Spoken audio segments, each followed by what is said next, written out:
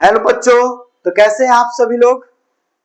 आशा करते हैं आप लोग अच्छे होंगे, मस्त होंगे, स्वस्थ होंगे और आप सबकी पढ़ाई अच्छे तरीके से चल रही होगी। मैं नीतीश सर आप सबको स्वागत करता हूं अपने वेदांता इन्फिनिटिव के इस यूट्यूब चैनल पर। और ये हमारा मैट्रिक्स का चौथा लेक्चर होगा। तो इससे पहले हम लोग मैट्रिक्स में क्या क्या पढ़ लिए हैं तो हम लोग ध्यान देंगे। मैट्रिक्स में हम लोग पहले मैट्रिक्स के बारे में पढ़ लिए थे। मैट्रिक्स क्या होता है, अरेंजमेंट कैसे मैट्रिक्स का किया जाता है, उसका ऑर्डर क्या होता है, उसके एलिमेंट्स क्या होते हैं, ये तमाम बातें हम लोग पढ़ चुके थे। मैट्रिक्स के जोड़, घटाव, गुणा के बारे में भी हम लोग पढ़ चुके हैं। एकदम बेसिक बेसिक बात हम लोग जानेंगे। इस पर हमको पीएचडी अभी नहीं करना है, ये आपका एकदम इजी टू मॉडरेट तक हम लोग जाएंगे। और ये हम आश्वस्त करके चलेंगे कि कम से कम आप अगर बोर्ड में अगर एग्जाम देने जाएं तो आप किसी भी सब्जेक्ट के किसी भी टॉपिक को, अगर मैथ्स के किसी भी टॉपिक को उठाते हैं तो उसमें आप 100% करने का कोशिश करेंगे। जैसा एग्जाम में क्वेश्चन पूछेगा उसी तरह का, उसी लेवल का हम लोग तैयारी भी करेंगे। अब ऐसा नहीं कि इसको हम पीएचडी करने लगे कि ये पढ़ रहे हैं वो पढ़ रहे हैं लेकिन एग्जाम में जा रहे हैं तो वो हमको छोटा चीज भी नहीं आ रहा है। ठीक है ना। इस बार की अगर देखें 12th के एग्जाम में तो 45 मार्क्स का आपको मैट्रिक्स और डिटरमिनेंट से आया है और वैसे ही इंटीग्रेशन से 45 मार्क्स का आया है। इसका मतलब अगर दो टॉपिक अगर पढ़ लेते हैं तो लगभग आपका 90 से 80 मार्क्स का बन जाएगा। तो आपको ये सोच लेना है कि हमको करना क्या है और पढ़ना कितना है। वैसे हम लोग पढ़ेंगे लेवल का भी, अभी अभी बेसिक बोर्ड लेवल का चल रहा है, इसके बाद हम लोग जेई मेन के लिए भी देखेंगे। ठीक है, तो चलिए शुरू करते हैं। इससे पहले हमने 3 क्वेश्चन टाइप किया है और हमारे पास अभी टाइपिंग का जो व्यवस्था है वो बन रहा है, क्वेश्चन पीपीटी बन रहा है, इसलिए हम पहले क्वेश्चन को लिख ही दिए हैं। ठीक है, तो चलिए ध्यान दीजिएगा। एक क्वेश्चन लिखा हुआ है, ये जो क्वेश्चन है अगर आप देखें तो इक्वल ऑफ मैट्रिक्स है, मैट्रिक्स के इक्वलिटी से है। तो हम कह सकते हैं कि इस मैट्रिक्स में इसका वैल्यू अगर देखा जाए तो किसके बराबर हो जाएगा जी। तो आप कहेंगे कि ये इसके बराबर हो जाएगा और ये क्या हो जाएगा, इसके बराबर। ये किसका, तो ये और ये इसका है। तो हम कह सकते हैं कि x माइनस वाई बराबर 1 है। ठीक है, और 2y इक्वल टू 4 दिया गया है। ठीक है, तो हम कह सकते हैं ये दोनों अगर काट के अब चले यहां से, ये और ये कट लेगा तो कितना बचेगा, y इक्वल टू 2 और 2 का मान इसमें आप पुट कर लीजिएगा, x माइनस 2 बराबर 1, तो x बराबर आपको मिलेगा कितना, 3। तो आप कह सकते हैं कि y का मान आपको मिल गया 2 और x का मान मिल गया 3। एकदम बेसिक बात, जीरो से हम लोग चलेंगे। ठीक है, अब आगे आते हैं। यहां दिया गया है क्या, यहां दिया गया है a इक्वल टू कुछ वैल्यू दिया गया है मैट्रिक्स में, और फिर बोला गया है क्या कि फाइंड एफ ए, और फंक्शन कैसे कैसे ये चलेगा फंक्शन, तो एक्स स्क्वायर माइनस 2x और प्लस 3 है। इसका मतलब है कि अगर एफ ऑफ ए हम लोग लिखें तो हम लोग क्या लिख सकते हैं, a का स्क्वायर माइनस 2 इंटू ए और प्लस में कितना 3 लिख सकते हैं। ठीक है, तो हम क्या करेंगे, सबसे पहले ए स्क्वायर निकाल लेंगे। इसका मतलब है कि -1 2 3 और 1 मल्टीप्लाई कर देंगे, -1 2 और 3 और 1 के साथ में। तो मल्टीप्लाई का आपको तरीका बताया गया था कि सबसे पहले आपको जांचना है कि हम इसको गुना कर सकते हैं कि नहीं, गुना कर सकते हैं कि नहीं। तो उसके लिए क्या था, फर्स्ट मैट्रिक्स का कॉलम, दूसरा मैट्रिक्स का रो।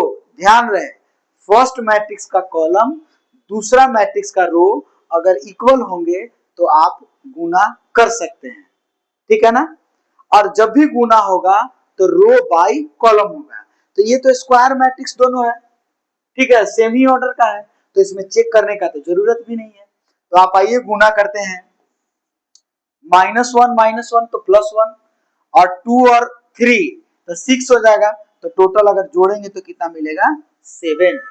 ऐसे ही -1 और 2 तो -2 और यहाँ कितना मिलेगा 1 इंटू 2 तो 2 तो -2 और +2 कितना मिलेगा 0।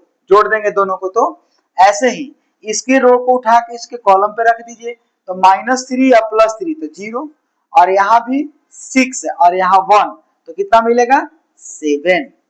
तो ए स्क्वायर इक्वल टू इतना आ गया।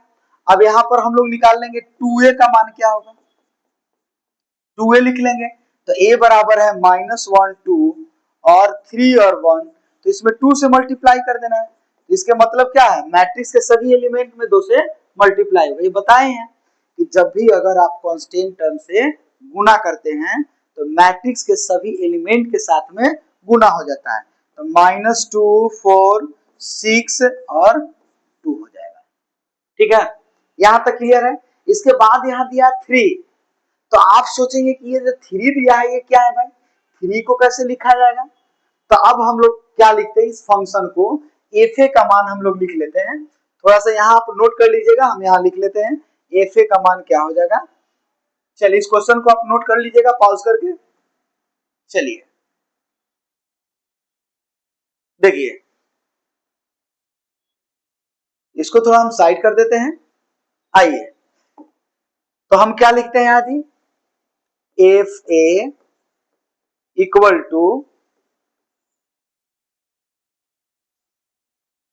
ए स्क्वायर -2a +3। ए के जगह पर क्या निकाले हैं 7007 -2a के जगह पर क्या निकाले हैं -2462 और +3 और 3 के जगह पर ये कुछ नहीं है तो यहाँ 1 तो आप लिख सकते हैं ना, 1 लिख सकते हैं, इनटू में 1 आप लिख सकते हैं। तो इसका मतलब यूनिट मैट्रिक्स आप आराम से लिख सकते हैं। तो लिख लीजिएगा तो 7007 माइनस यहाँ -2462 और यूनिट मैट्रिक्स में ये 3 से मल्टीप्लाई हो जाएगा तो आपको मिलेगा कितना ये यूनिट मैट्रिक्स। अब इसको जोड़ लीजिए, यहाँ देख लीजिए 3 और 7 10 10 में से +2 जाएगा मतलब 12। ठीक है, और यहाँ कितना हो जाएगा 0 और ये भी 0 और माइनस में 4 तो -4 हो जाएगा। यहाँ कितना हो जाएगा 0 और 0 और 0 में -6 जाएगा तो -6 लिखेंगे।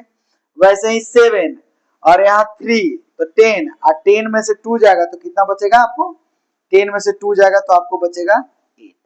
ठीक है, तो एफ ऑफ ए का मान आपका ये निकल गया। ऐसे ही अगर हम इस वाले मैट्रिक्स के लिए देखते हैं ये क्या है जी, तो आपको x का मान निकालना है तो आपको मल्टीप्लाई करना होगा। x कैसे मल्टीप्लाई होता है, दो मैट्रिक्स का आप पहले चेक करिएगा तो हम दो इसके साथ में गुना करेंगे। तो सबसे पहला काम क्या करेंगे, रो को कॉलम के साथ, रो को कॉलम के साथ, रो को कॉलम के साथ बारी बारी से कर लेंगे। ठीक है ना, ध्यान दीजिए यहाँ x में 2 से मल्टीप्लाई करेंगे तो कितना हो जाएगा, डायरेक्ट हम लिखते भी चलेंगे 2x और यहाँ कितना 4 और यहाँ कितना 0 तो 2x + 4 लिख देते हैं। ठीक है, अगला हम यहाँ से करते हैं तो कितना हो जाएगा x 0 और 2 तो x + 2 हो जाएगा। ठीक है, अगला हम लोग लिख के चलेंगे तो कितना हो जाएगा जी,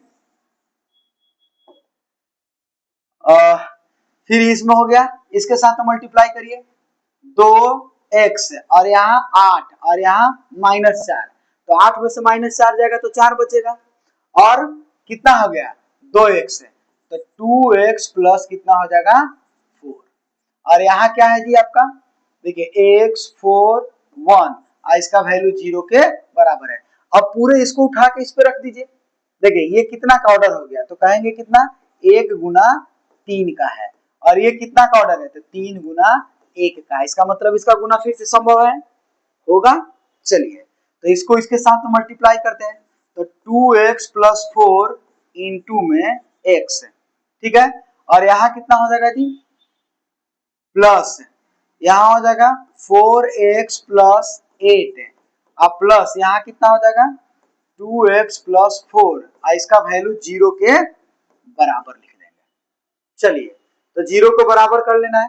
अब यहाँ कितना हो जाएगा 2x² + 4x और +4x अब प्लस कितना हो जाएगा 8, अब प्लस 2x, अब प्लस 4 का वैल्यू 0 के बराबर।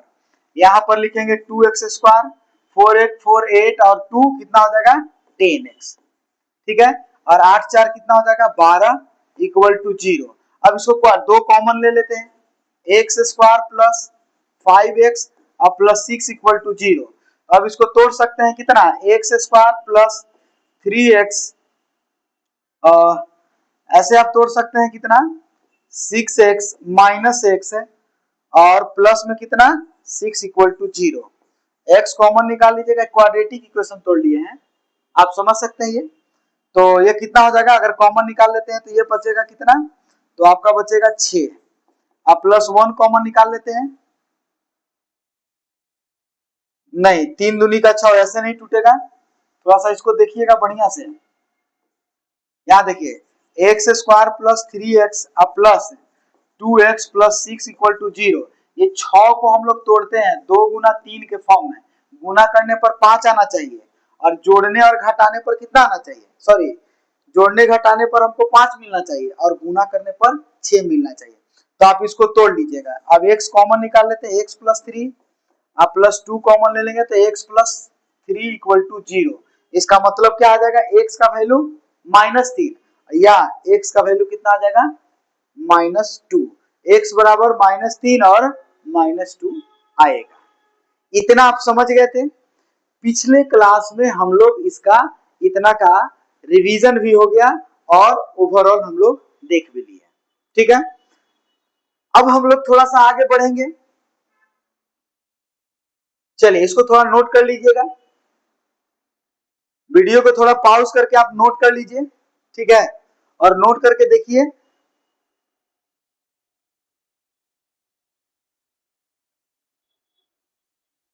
अब थोड़ा सा हम लोग आगे बढ़ते हैं इसको, चलिए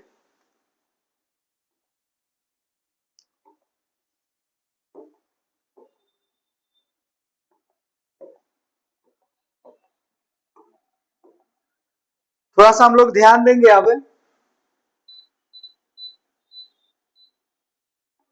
चलिए तो अब शुरू करेंगे हम लोग, क्या इसके आगे में एक टॉपिक इसी का है transpose.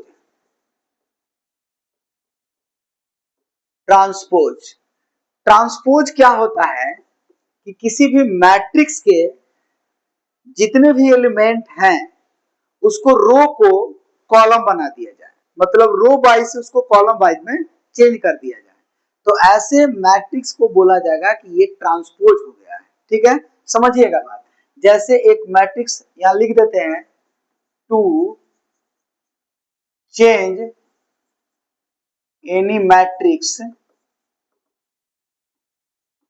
Order row by column.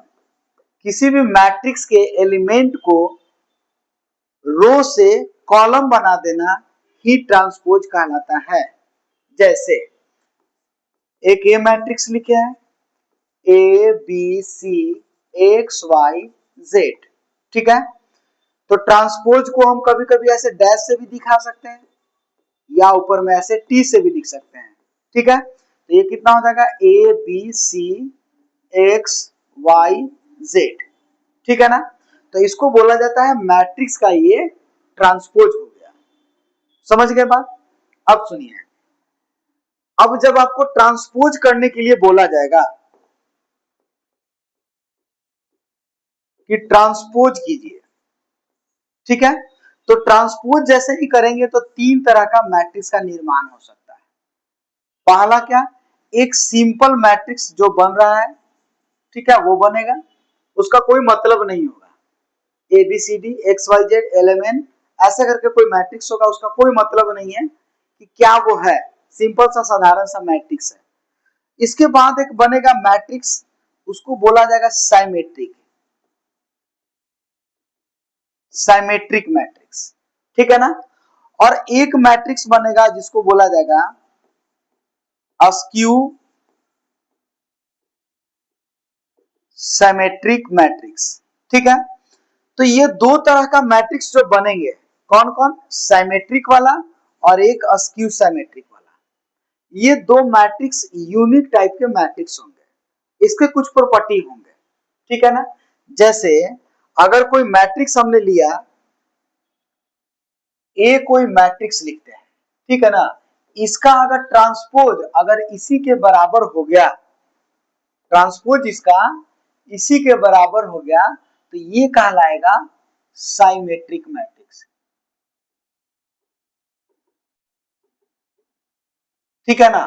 अगर हम बोले क्या कि कोई मैट्रिक्स लेते हैं ए और इसका ट्रांसपोज निकालने के बाद निगेटिव साइन के बराबर हो गया, ठीक है, तो इसको बोला जाएगा स्क्यू सिमेट्रिक मैट्रिक्स, ठीक है। समझिएगा बात को बढ़िया से।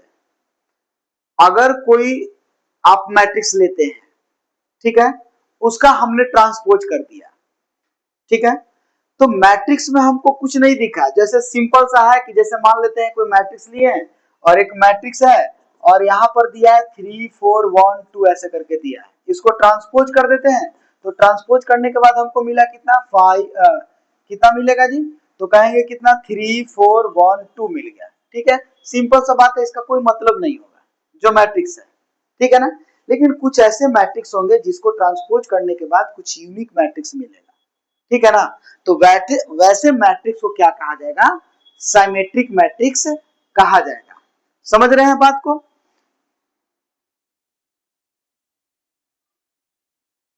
जैसे हमने एक मैट्रिक्स से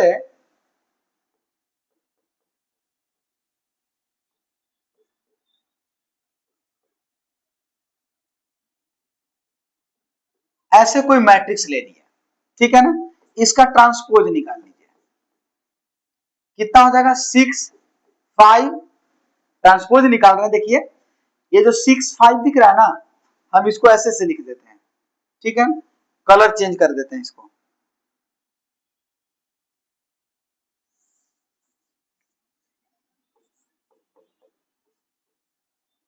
ध्यान दीजिएगा, ये 6 5, ठीक है, और एक ले लिए 5 4, ऐसे हमने एलिमेंट लिया, ठीक है। अब इसका ट्रांसपोज निकालते हैं, ठीक है, तो इसका ट्रांसपोज निकालेंगे तो 6 5, ठीक है, और यहां ध्यान देंगे कि ये कितना हो जाएगा 5 और 4 हो जाएगा। देखिए अब आप इस मैट्रिक्स को अगर इसमें और इसका तुलना करिएगा तो देखिए इसके एलिमेंट सब इक्वल दिख रहे होंगे, जो पहले था अभी भी वही है, 6 5 6 5 5 4 5 4, ठीक है, दिख रहा है। तो हम बोलेंगे कि ए का ट्रांसपोज एक ही बराबर आ गया, तो ये जो कहलाएगा ये मैट्रिक्स क्या कहलाएगा, सिमेट्रिक मैट्रिक्स, ठीक है, समझ गए होंगे बात।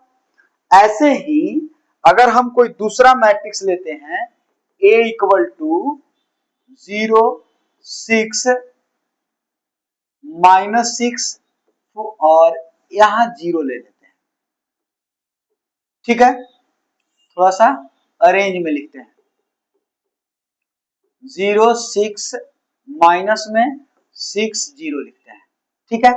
अब इसका ट्रांसपोज निकालिए, तो कहेंगे कितना हो जाएगा 0 -6 और यहाँ कितना हो जाएगा 6 0, ट्रांसपोज निकाल दिए, इसको नीचे कर लिए, इसको ऐसे कर लिए। अब देखिएगा ए का ट्रांसपोज ये क्या है जी, इसका माइनस कॉमन खींच लेते हैं बाहर, अंदर से बाहर निकालते हैं, तो क्या मिलेगा 0 -6 6 और 0, इसका मतलब हो गया कि ए का ट्रांसपोज अब ये -a के बराबर हो गया, तो हम कहेंगे कि ये क्या हो गया, symmetric sorry skew symmetric matrix. क्या हुआ, स्क्यू सिमेट्रिक मैट्रिक्स।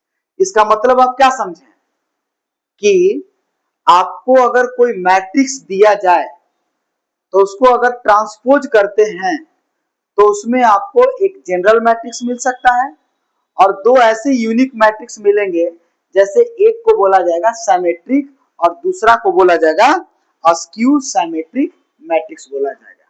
समझ गए इतना बात, तो इस चीज को आप ध्यान में रखेंगे। अब इसके बाद बात क्या आता है कि कोई भी मैट्रिक्स दिया गया है, कोई भी जनरल मैट्रिक्स दिया गया है और हम चाहते हैं कि वो सिमेट्रिक बन जाए, हम चाहते हैं कि वो स्क्यू सिमेट्रिक बन जाए, उसको बनाना है तो उसके लिए हमको क्या करना होगा, अब ध्यान देंगे। ठीक है, इसको आप नोट कर लीजिएगा। चलिए आगे हम लोग देखेंगे क्या, इसको थोड़ा सा नोट करिएगा। अब हम लोग देखेंगे क्या कि कोई मैट्रिक्स आपको जब दिया जाए तो उसको हम सिमेट्रिक और स्क्यू सिमेट्रिक कैसे बनाएंगे, सिमेट्रिक और स्क्यू सिमेट्रिक कैसे बनाएंगे। कोई ए मैट्रिक्स दिया गया है और ए में ही ए मैट्रिक्स के ट्रांसपोज को अगर जोड़ देंगे तो उसको बोला जाएगा ये सिमेट्रिक होगा।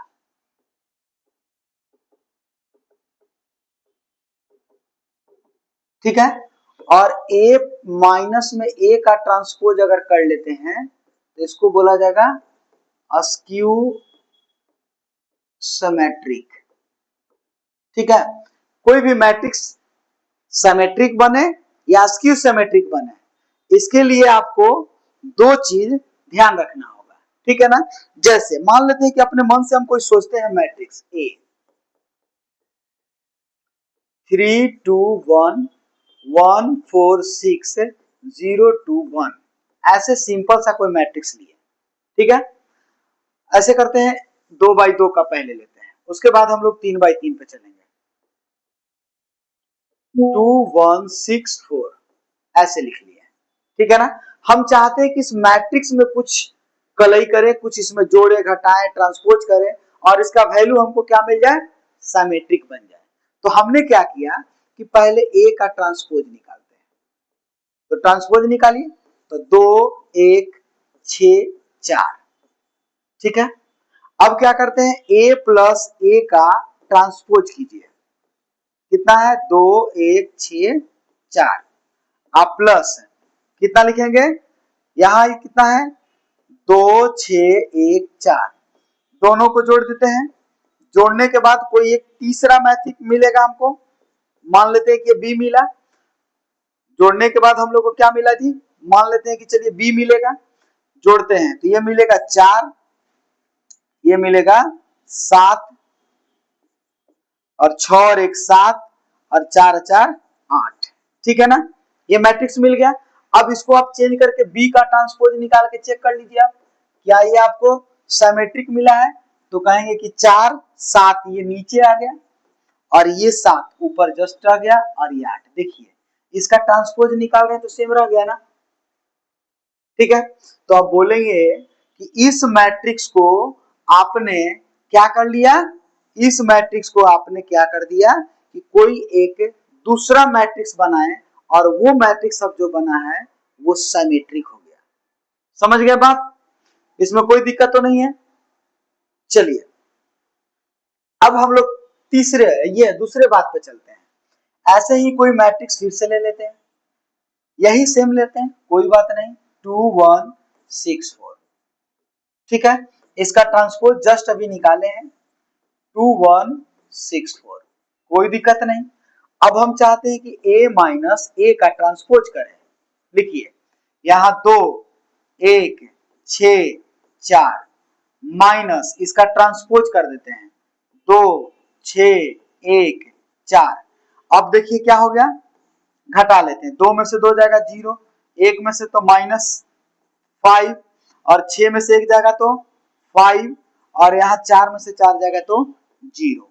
तो एक ये जो मैट्रिक्स बना ये कौन सा मैट्रिक्स है, तो आप बोलेंगे कि ये जो मैट्रिक्स आपका है ये क्या है, ये आपका मैट्रिक्स हुआ स्क्यू सिमेट्रिक मैट्रिक्स।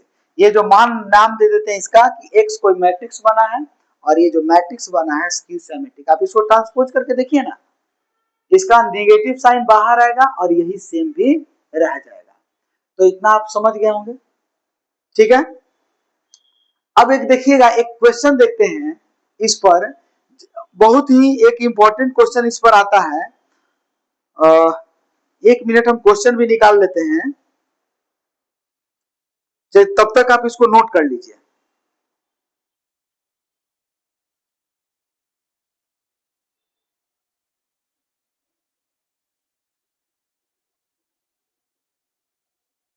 चलिए नोट कर लिए होंगे। एक क्वेश्चन ऐसे आएगा कि express any a matrix in the sum of symmetric and askew symmetric।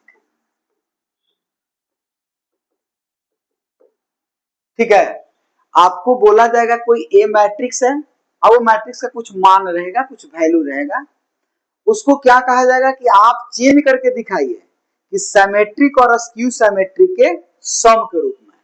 तो सबसे पहला काम क्या करेंगे, इसका बेसिक रूल याद रखेंगे कैसे इसको चेंज करना है।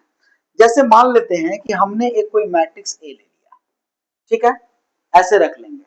अब इस मैट्रिक्स में हमने क्या किया, 2 से मल्टीप्लाई या 2 से डिवाइड कर लिया, कोई बात नहीं।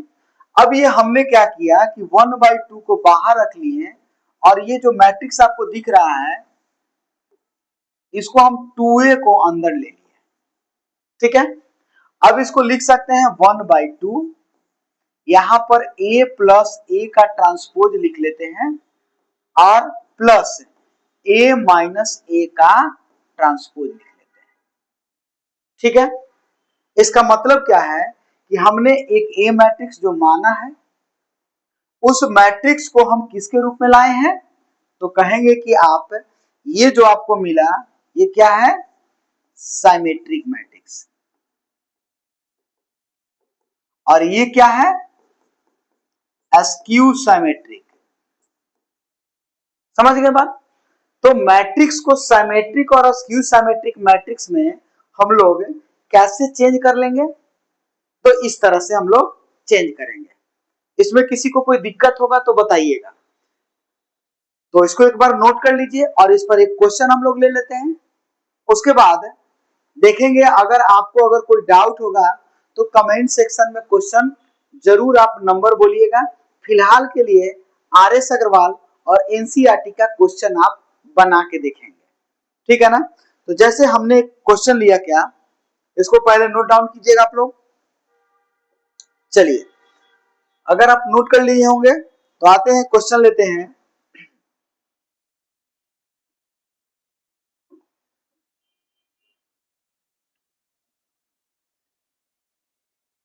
देखिए, एक क्वेश्चन ले लेते हैं। क्या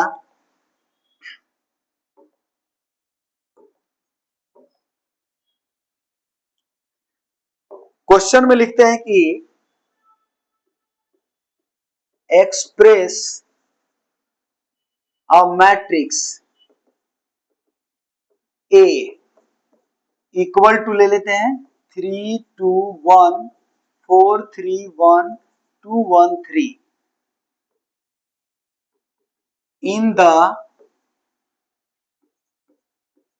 सम of symmetric and askew symmetric. ठीक है, हमने एक मैट्रिक्स ले लिया। ये मैट्रिक्स क्या है कैसा है उससे मतलब नहीं है, हमको सिमेट्रिक और अस्क्यू सिमेट्रिक के सम के रूप में इसको लिखना है, ठीक है ना। समझिए, तो सबसे पहले ये मैट्रिक्स जो दिया गया है इस मैट्रिक्स को लिख लेते हैं 3 2 1 4 3 1 2 1 3, ठीक है। इसका हम लोग ट्रांसपोज निकाल लेंगे, तो 3 2 1 4 3 1 2 1 3। हमने क्या किया, रो को कॉलम, रो को कॉलम, रो को कॉलम बना लिए, ठीक है यहां तक। चलिए, अब हम लोग क्या करेंगे, इस मैट्रिक्स को ए प्लस ए ट्रांसपोज आप निकाल के रख सकते हैं या आप डायरेक्टली भी ऐसे लिख सकते हैं। चाहे निकाल लेते हैं, ए प्लस ए का ट्रांसपोज कितना हो जाएगा, 3 2 1 4 3 1 2 1 3 अब प्लस इसका ट्रांसपोज 3 4 2 2 3 1 1 1 3।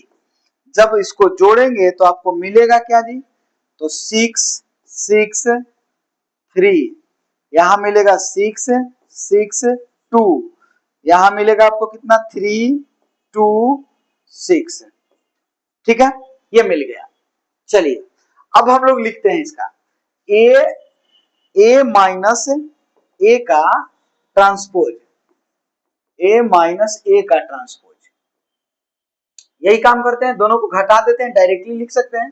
देख लीजिए 3 में से 3 को घटाएंगे, यहाँ देखिए ना घटाव कर देते हैं, 3 में से 3 को घटाइएगा तो 0, 2 में से 4 घटाएंगे तो -2 और 1 में से तो -1, यहाँ 4 में से 2 घटाएंगे 2, 3 में से 3 घटाएंगे 0, फिर 1 में से 1 घटाएंगे 0, 2 में से 1 घटाएंगे 1 और फिर 1 में से 1 घटाएंगे 0 और 3 में से 3 घटाएंगे 0।